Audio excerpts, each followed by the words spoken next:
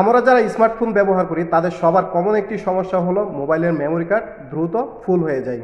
অর্থাৎ আপনার যে মোবাইলের স্টোরেজ আছে সেটি খুব তাড়াতাড়ি ফুল হয়ে যায়।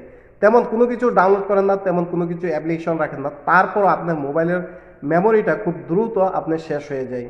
তো আজকে দেখাবো কিভাবে আপনি একটি সেটিংস মাত্র অন করে রাখবেন, তারপরে আপনি বর্তমানে আপনি যে স্টোরেজটা পাচ্ছেন তার কয়েক গুণ বেশি আপনি স্টোরেজ ব্যবহার করতে পারবেন। আপনার সেট মেমোরি ফুল হবে না, আপনি লং টাইম পর্যন্ত ব্যবহার করতে পারবেন। কিভাবে করবেন সেই পুরো প্রসেসটাই এখন আপনারা দেখতে চলেছেন। তো চলুন শুরু করা যাক।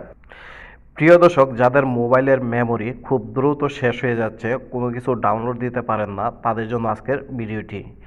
এখানে খুব সুন্দরভাবে দেখিয়ে দিব মাত্র একটি সেটিংস আপনি অফ অন করার মাধ্যমে আপনার মোবাইলের স্টোরেজ অনেক বাড়িয়ে ফেলতে পারবেন।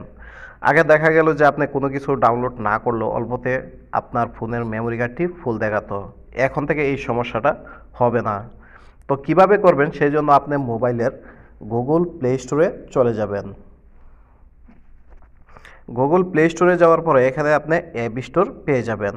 তো এইখান থেকে আপনি কোনাতে দেখতে পাচ্ছেন আপনার ইমেলের লোগোটা, তো এখানে আপনি ট্যাপ করবেন। ট্যাপ করার পর আপনার সামনে এইরকমভাবে আরও একটি পেজ ওপেন হয়ে যাবে। তো এখান থেকে আপনি মোটামুটি গুগল প্লে স্টোরের সব জিনিসগুলো এখানে পেয়ে যাবেন। তো এখান থেকে সর্বপ্রথম আপনি যে কাজটা করবেন, এখানে যে সেটিংস অপশনটা দেখতে পাচ্ছেন, এই সেটিংস অপশনটাতে আপনি ট্যাপ করবেন। তারপর আপনি এরকমভাবে দ্বিতীয় একটি ফাইল পেয়ে যাবেন। তো এখানে উপরে দেখতে পাচ্ছেন জেনারেল আছে, নেটওয়ার্ক পারফরমেন্স আছে।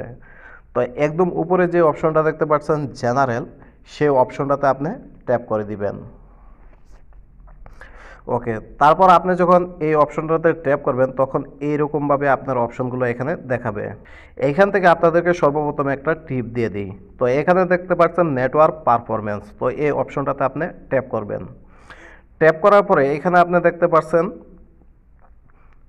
অটো আপডেট অ্যাপস, তো এখানে যে অটো আপডেট অ্যাপস দেখতে পাচ্ছেন সেটাতে আপনি ট্যাপ করবেন।